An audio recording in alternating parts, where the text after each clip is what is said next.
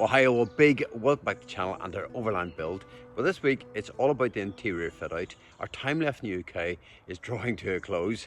I'm starting to feel the pressure and there's still much to do. Let's have a look.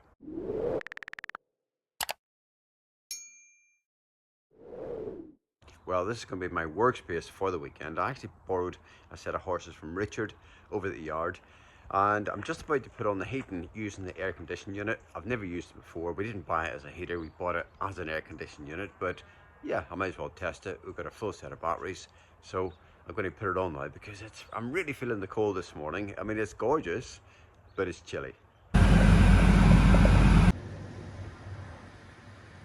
Okay, I am indeed stood in the truck, so time for a little update with the truck. So we put the truck in for a service and MOT, and I did get serviced and MOT'd, and it's passed no advisories, which is great. However, we do need an EGR valve.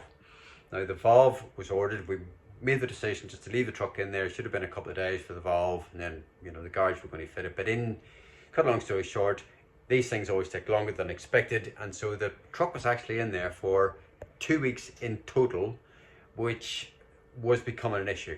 And so I made the decision to pull the truck out without having the EGR valve fitted. So I've pulled it out and I'll put it into the garage at a later date.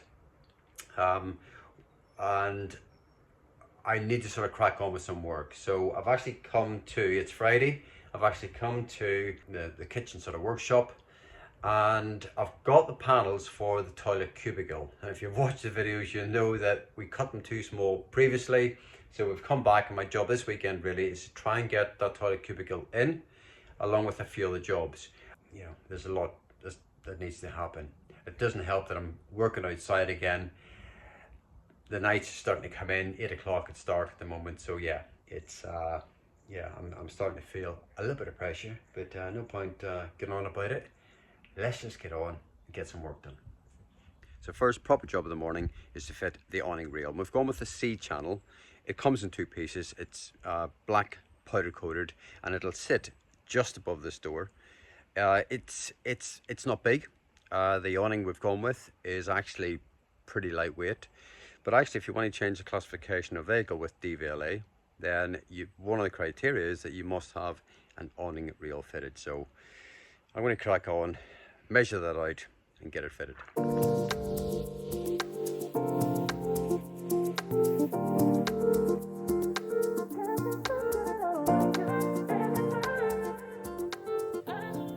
Okay, so very quickly, all I've done is drill the couple of pellet holes and drill the 6mm holes for the M6 bolts. I'm happy with it. I've had a look inside and it's just above that sort of bed line, which is great. What I'm going to do now is just get a little bit of sandpaper and just sort of scuff that up, put a little bit of adhesive on the back of it as well, and seal the bolts. Obviously that's important, to make sure we don't get any water ingress, and then get the whole thing bolted up and then get the second rail on.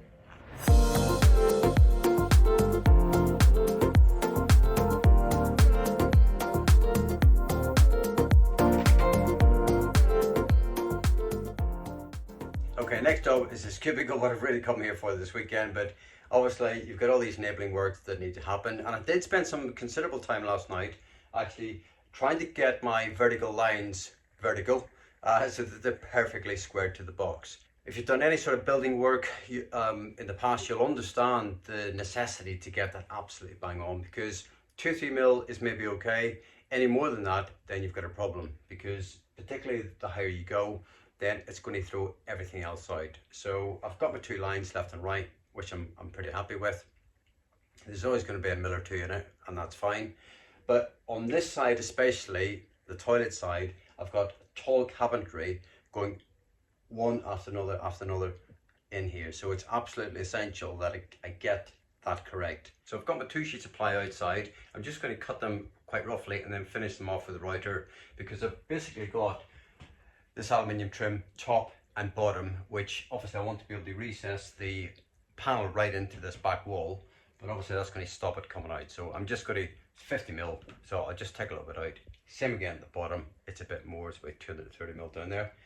Take that out and that's it. Hopefully start getting these in.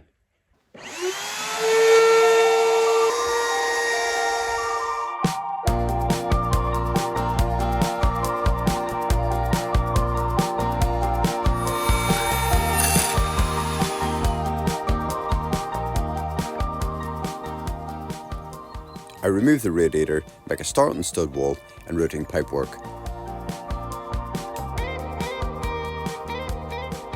Right, well, we've got one panel in, I've got the stud work in, but what I've got here, the two small bits, that's actually to affix my radiator to, so there'll be a sheet of ply go on there. Obviously I've got my pipe work in there as well, so obviously rods come off.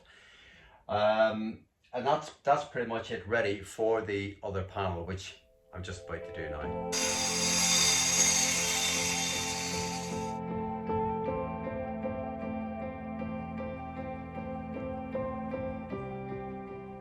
Okay, just to try and orientate you, what's going to happen is there's basically obviously a doorway here to the right, and on the left hand side there's going to be a little hand basin here. There's going to be a little counter go all the way along. There's going to be some shelves that go in this area here, and then to the right you can see where the vent is for the toilet. It's slightly further to the right, so the toilet is obviously to the right to give us enough space on the left hand side. So the little cabinet is going to be in here. The radiator will be mounted onto these rails, and that is pretty much it. Okay, so I've just been inside taking some measurements. This is actually what I'm working to, but it saves me running in and out. I think it's pretty spot on, and it's times I guess, you know, you really wish that you had a chase saw and, you know, you had some really sort of top end kit. I haven't got that. I've tried to sort of keep spending a lot of money in tools to a minimum. This is absolutely fine as long as you take your time and you sort of measure 13 times and cut once. Everything's good.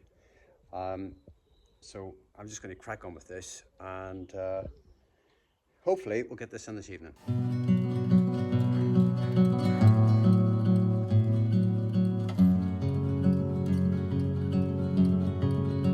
Well, that wasn't a bad day's progress, but it's 8 o'clock in the evening. It's been a long day, so I'm going to head home and have a glass of wine and pick it up again tomorrow. Well guys, good morning. Well, it's early Sunday morning. I'm over here just having a look at yesterday's progress. So I ended up getting this in last night actually. But yeah, it was a little bit sort of late and a little bit too sort of dark. The light was terrible for filming, so I just thought I'd leave it till this morning. So you can roughly sort of see what we're talking about in terms of the shape. So we have this cubicle with a little doorway. I'll spin the camera in a minute so you can sort of have a look. And yeah, I think it's looking pretty well. The sizes are good. It is quite big. It does feel big. Suddenly, you know, we had a reasonably big space, and now this seems to be taking up a big chunk of the space. And I've just consulted with Izzy by video call. She's up seeing her mum this weekend, and I just thought, right, let's sort of get a second opinion. Let's have a look at it and go from there. What I am going to do is get the toilet out of the box, get it in situ as well, and just make sure that we're so happy with it and it works as a space. So that is a plan, but for now all of this is coming back out again. I've got a little bit of sort of work to do in terms of facilitating the plumbing, so that's all got to come out and then it'll all get screwed up. So let's get going.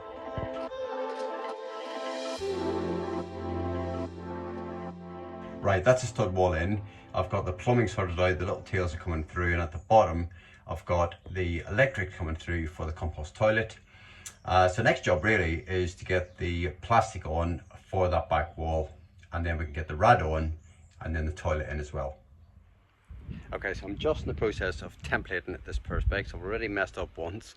You cut it like a piece of wood. Other than it's got to be clamped, it's got to be taped, and you really sort of need something sacrificial underneath it, which I haven't got. So I've put it on a piece of board, and I'm just running the blade really closely along the board underneath, and it's working out okay. I've drilled all the holes for the pipework and the electrics, so I'm nearly done, but this is exactly the sort of stuff that takes so much time.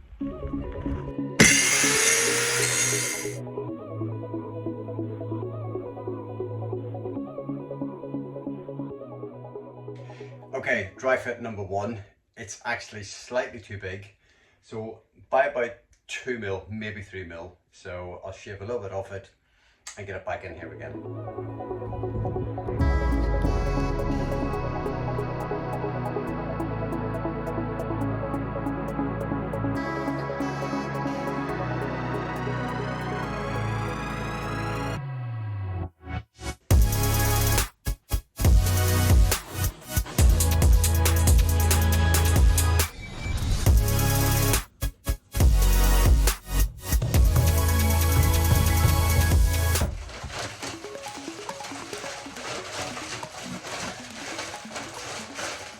Okay, well there it is. And you can even see my little error over here where I drilled by mistake. There you go. Anyway, there's going to be a cabinet on there, so it'll hide that. So, but I'm really pleased with that. I think it looks lovely. It's pretty sharp. There's a tiny gap up here. I was trying to push it, but once that adhesive gets it, there's no moving it. So, well, I think it looks really well.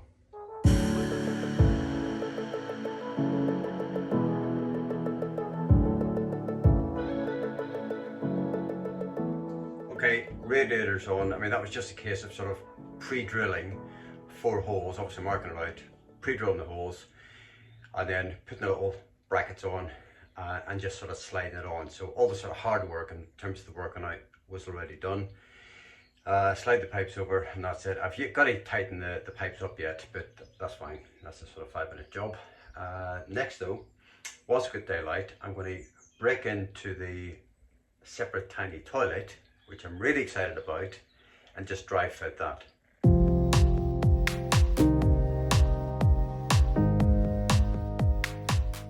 Okay, there we go. So the toilet's actually just sat at the moment. I haven't even screwed it up yet. I just want to give you an idea of what it's going to look like.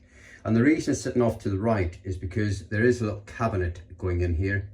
There's a hand basin going on here, and then there's another little cabinet going up here.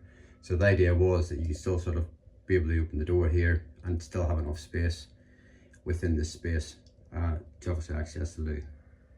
Right, well, we've got our little entrance way out, if you like. So it's been in and out several times, but this is it. It's not coming out again. I've just put a couple of bits of tape on it actually, just so it doesn't sort of fall forward, to give me enough time to get everything marked up and get a couple of fixings in there. And then what will happen is there'll be a excuse me, there'll be a piece of aluminium trim, so white powder coated trim that'll go on here just to finish it off. I actually like the exposed ply. Izzy's not as keen, so I've sort of given in, I suppose, this time round and said fine, whatever, I'm not actually that bothered. So that is the plan. So I'm just going to get this marked out, screwed up, and then, you know, that's a really sort of good bit of progress. I make a start on the shower door, marking out, ready to dry fit.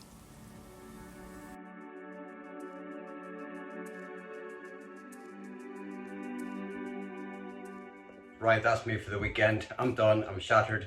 It's been a long couple of days, but very much worth it. I feel like I've made really good progress. Still lots to do, of course there is. But I think the cubicle is looking well. It's come together really well. It's absolutely solid right now, which is good news. Lose in. That will come back out again. It's got to be wired up and the vent's got to get put on. And the shower door, which I'm you know, my initial thinking is that, yeah, I'm actually pretty happy with it. It's probably the easiest thing I've done all weekend. It took about 20 minutes to put that on, which, you know, very, very simple. And we'll talk a little bit more about that in a later video. It still has to be siliconed in, so I've sort of basically pre-drilled all the holes, got it in place where I want it, and yeah, that's sort of it for now. But it's solid, but it isn't watertight from a shower point of view. So we'll get that out, get it siliconed and back in. But right now, I'm going to head off. It is 9:30 in the evening, and it's going to be another early start tomorrow morning. So I'm going to go home, sit and have a beer and just chill.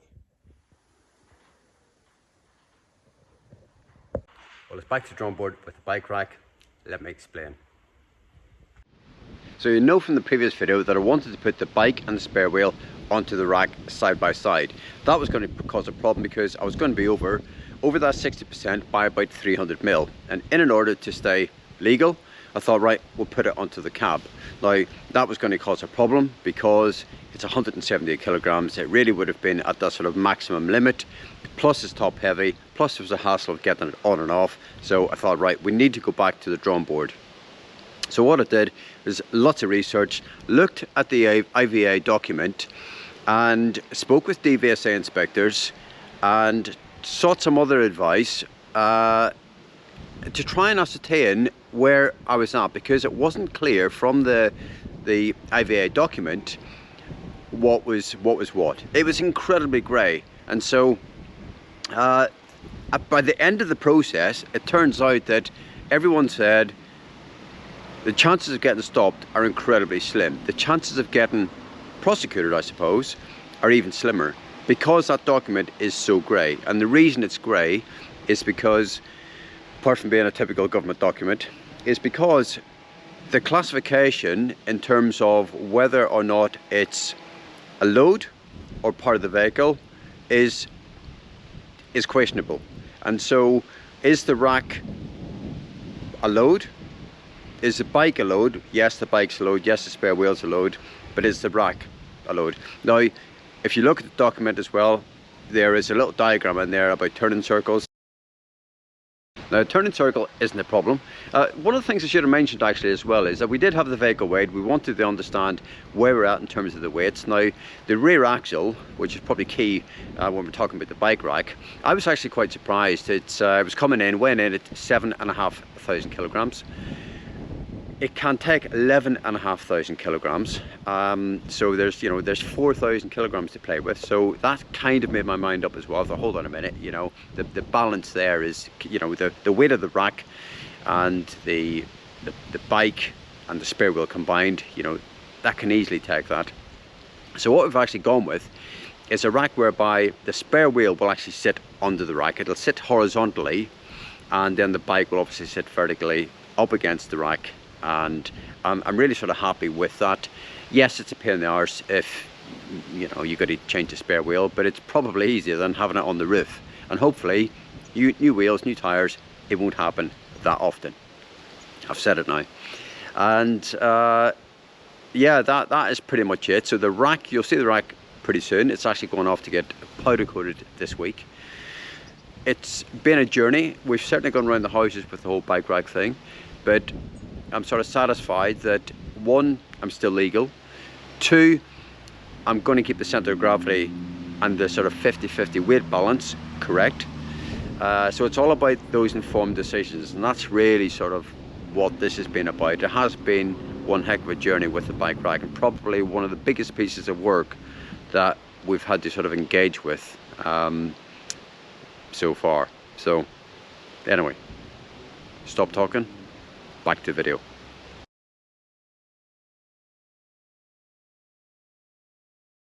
Okay, there's a lot of work going on right now trying to get this right. You can sort of get the gist of sort of what's happening. We're just trying to make sure that it's absolutely solid. It's actually sitting on the chassis members, and then it's bolted to the chassis members as well. So it is pretty robust. And we've got these like little sort of crow's feet on there. I know it looks a bit odd, but I just wanted that extra strength and sort of stability really on the rack, with the wheel gone underneath in particular. So it's all in, there's about sort of 450 kilograms on there, so not lots, but certainly enough, and I want it to be robust enough to cope with obviously driving off-road as well.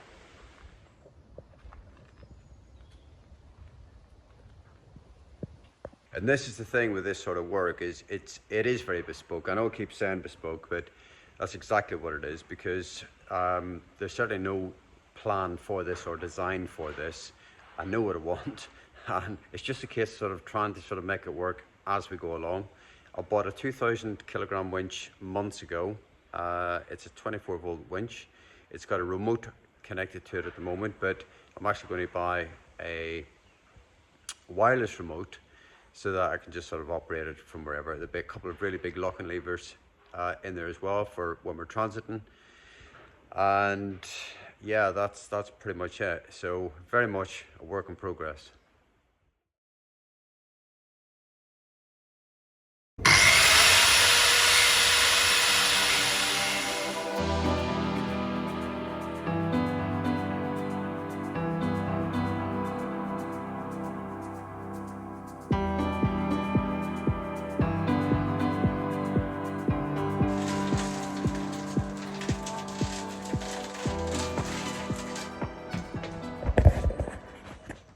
Well, I'm absolutely delighted with that. It does take a little while to template, and I was probably about sort of 4 mil out at the bottom, so it sort of came down, and then thankfully I sort of clicked on that there's a slight variation in the size, and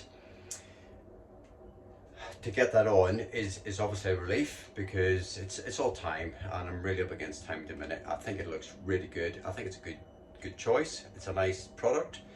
So right, on to the next one.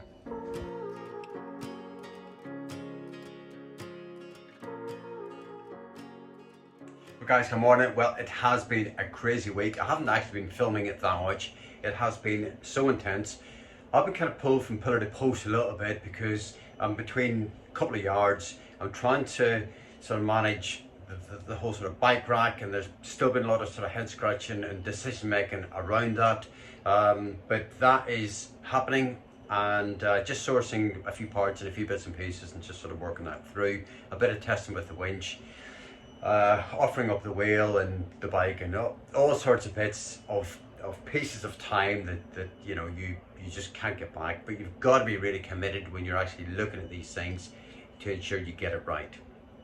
I'm actually back over at the kitchen cabinet yard, if you like, and I'm here really for the next sort of week and a bit, because I really want to try and get these cabinets in, and the only way to try and get them in is to physically be here and basically make them sort of one by one, and that's exactly what we're doing. So yeah, it is really bespoke. The team here have been incredible, and they've really sort of bought into it, and I have to say, you know, I just can't thank them enough, because they've thought on things that I haven't thought on. They've just chucked up a few ideas, and that's exactly what you want. You know, when you deal with people who, you know, it's what they do every day, then of course you're going to listen to them, and why wouldn't you take their advice? And so that's exactly what I'm doing, and it's really exciting because the first carcass is ready, and that is the fridge carcass that's going in here. So basically there's a fridge carcass with a little cabinet on top. It's had to be made in two pieces, because otherwise I wouldn't get it in, and that is where we're at with that. So I'm just about to go and get it installed.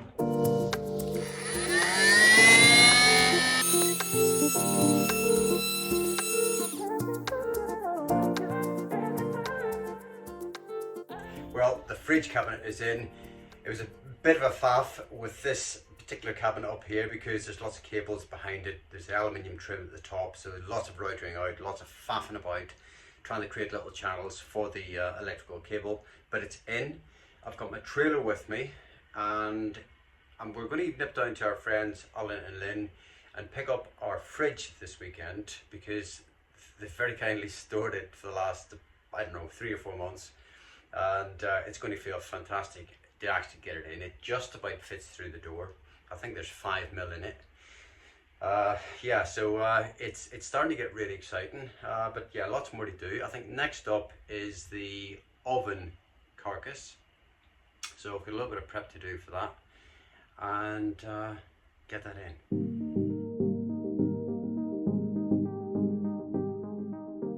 Right, another panel in, and the most satisfying job of all, picking up the plastic.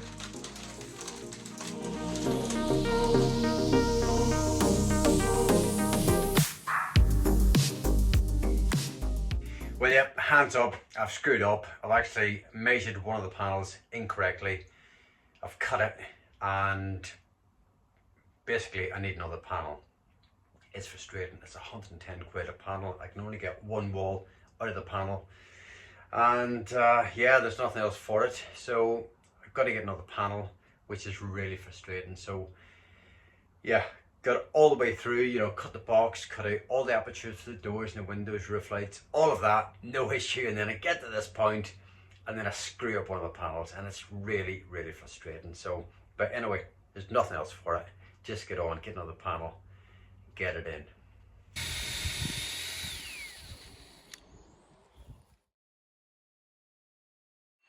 Right, well, I'm just in the door. This what I come home to. Izzy's got a curry on the go. It's Friday night. That means curry night. I've just cracked open a beer, which is just amazing. But what I wanted to show you was this. Have a look at this. That is a dining room table, and there is just a whole stack of stuff. I don't even know what's there. Izzy, what have you been ordering? Can't believe you're asking me when I've got a mouthful of peanuts. Mirror for the bathroom. That's the tap water filter that goes under the kitchen tap. Obviously kitchen sink, kitchen tap. Door fitting for our perspex door that goes on the toilet. Washing up liquid dispenser. Bathroom tap. Cushions. Okay. It feels like, what was that thing with Bruce Forsyth? By the way, terrible filming, but come on. It's been a long day. What was the thing with Bruce It Forsyth where the Generation game. That's it. And the things used to come on a conveyor belt. That's what it's been like today. All we need is a cuddly toy and a case of champagne. Well, we could do the champagne. I prefer the cuddly toy. Right, beer time. Yeah.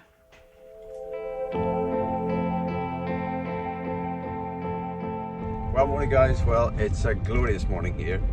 It really is gorgeous this morning. There's a little sort of haze about, a little bit heavy dew. So I'm on the way over to the yard. It's just gone 7 o'clock in the morning. I'm hoping to get the kitchen cabinet in today, the oven cabinet in today, and the fridge fence, get the shower wall finished, and yeah, a few other little jobs, so fingers crossed I can get that in today. I just want to take a moment just to talk about some of the holes that I drilled in the truck probably about sort of 6 to 8 weeks ago in that old blue floor that used to be here. It was a bit of a blank canvas, and at the time it needed a huge amount of sort of thinking and forethought in order to try and get the holes in the right place. I spent a ridiculous amount of time with the tape measure and our design to try and work out exactly where those holes needed to be. And so here we are at the point of those holes needing to be in the right place. So what I'm going to do is just sort of very quickly go through them with you so you can understand if you are building a truck or you're sort of in that design phase, having to think about your appliances, having to think about what needs to go where precisely. So here goes. Okay, we're going to start with this little cabinet here. This is going to facilitate our gas oven and the gas hob. And just to the right, if you remember, we've got these 2 holes here. So this carcass will actually sit up against the shower cubicle. And then what you've got, this line here is the gas line in. But the hole that it comes through will actually double up as the vent, if you like, from a gas safety point of view. So that if you did have a leak, I'll just turn the camera around, you can see that there's a really good sort of escape for that gas. And I'll put some mosquito net on that as well. I mean, it still needs finishing off. I'll put a bit of silicone around here. This will actually get sealed up. And this line here, this cable, this power cable, this is the control for the Eberspacher that's in the outside tool bin. And again, this will just go track along the back wall up into the control side of things. As well as that, obviously we've got our drainage. And on the right hand side, we've got our toilet, and just underneath here, basically we've got the vent, because this requires 12 volt, but it also needs to be vented out because the fan creates this negative pressure, extracts any nasty smells, and then vents it outside. So that was put in some time ago, taking the stud wall into consideration. And then in here, this carcass that we're looking at right now, that is for a fridge freezer, and then it's a condenser. And so we've got a little drain point here, and again, still needs a bit of silicone, but that will facilitate the drain for that fridge freezer. So if you've just got that insulated floor, it's not a problem. You can drill a hole as and when required. But in our case, we have got the underfloor heating, we've got lots and lots of pipelines in there, a couple of electrical cables, and so it's absolutely essential that I pre-drilled those holes and aligned the holes so that we were at this stage. Yes, it was a little bit of work. Yes, it needed a bit of forethought, but here we are. We're at the stage of, you know, hopefully things are going to come good, and I'm not thinking, shit, I've got to drill a hole. Oops, where can I drill or not drill? So yeah, just something to think about. One of the many little things you've got to think about if you're embarking upon a build. Okay, just going to talk carcasses for a moment. Now, we're using 18mm birch ply throughout the whole build. The downside to that is, as gorgeous as it is, and it is absolutely robust, it is heavy. Now, just to give you an idea, this carcass here alone weighs about 30 kilograms, so it is extremely heavy. but it is incredibly solid. I mean, it's just no give in it whatsoever. And if you remember our old truck, we had the same. We had Latvian ply in there as well, birch ply, which even after 10 years, it was solid. So it's really good stuff, but yeah, it is definitely heavy. Now, we've got this obviously this sort of machined, this sort of end finished in terms of the ply. I like the ply. Izzy's less keen. So we've got a little bit on display. We've compromised a little bit on display, but a lot of it is actually finished. It's basically finished with a sort of white end tip, if you like, which has been bonded on there in the factory. But the few edges that have been exposed that you won't see, I'm actually going to finish those with a little bit of varnish just to seal the edges, really, because particularly in the kitchen area, you know, you might have a spill, but not just that. Within the box, of course, there's moisture, and over time, the last thing you want is this swelling, and just, you know, having to replace that when it's, you know, unnecessary, I suppose. So again, it's just another little job, another little sort of time suck, really, just to try and take those preventative measures so that, you know, you're not sort of cursing yourself in sort of 3 or 4 years time. Well, it's been a bit of a morning of measuring. I've got the fridge vents sort of marked up, so they're going to go in very, very shortly. And I'm just in the process, really. I've got the hob here, and it's a Thetford hob. It's a mix, really, between 2 gas rings and an induction, so we've got the best of both worlds, really. But what I have to do is cut the top out of this carcass to accommodate the hob itself. Now, we haven't got the worktop yet. That's actually coming this week, but obviously it still needs cutting out. So I'm just in the point of sort of measuring out, trying to figure out exactly where we want it. I'll probably sort of wait until Lizzie comes over, just to make sure I don't get into trouble. And I think from there, really, I can get that cut and then get it in the situ. It's going to be, there's going to be a lot less mess, basically, if I sort of do it out of where it's going to sit. I've just been sort of routing the gas line as well, figured it out. I'm actually going to take it along the floor and then in the back of the carcass. That way it's out of the way. I'll obviously tack it down as well so that it comes directly into the back of the machine. It's just the way the sort of feed goes into the back of the oven, and there's pretty good access for that as well. So yeah, a little bit of figuring out, but it's going okay.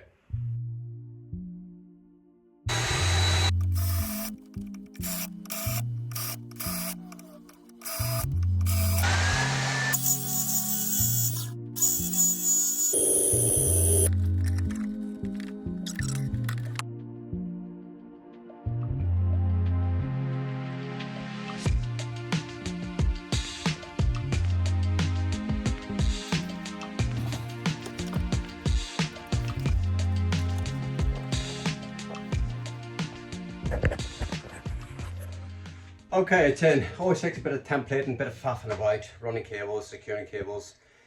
But yeah, we got there in the end. I think it looks really well. Clearly, there's the facade to go in the front. The worktop is yet to go on, but it's pretty much ready to go, ready to be sort of screwed up. And yeah, I think all in all, I'm really pleased with that. Well, it's Saturday when most normal people go shopping for clothes and handbags and things, but I'm here helping Phil to get the diesel heater started. Well, not helping, because obviously I've got no idea how diesel heaters work, but observing and learning. Anyway, we've got hot air, which is great. The rest of it's all a bit chaotic, but it's really nice to be here and just spend a bit of time in what's going to be our home, hopefully within the next 5 or 6 weeks. Yeah, so I hope you've enjoyed this week's video, and we'll see you next week. Bye!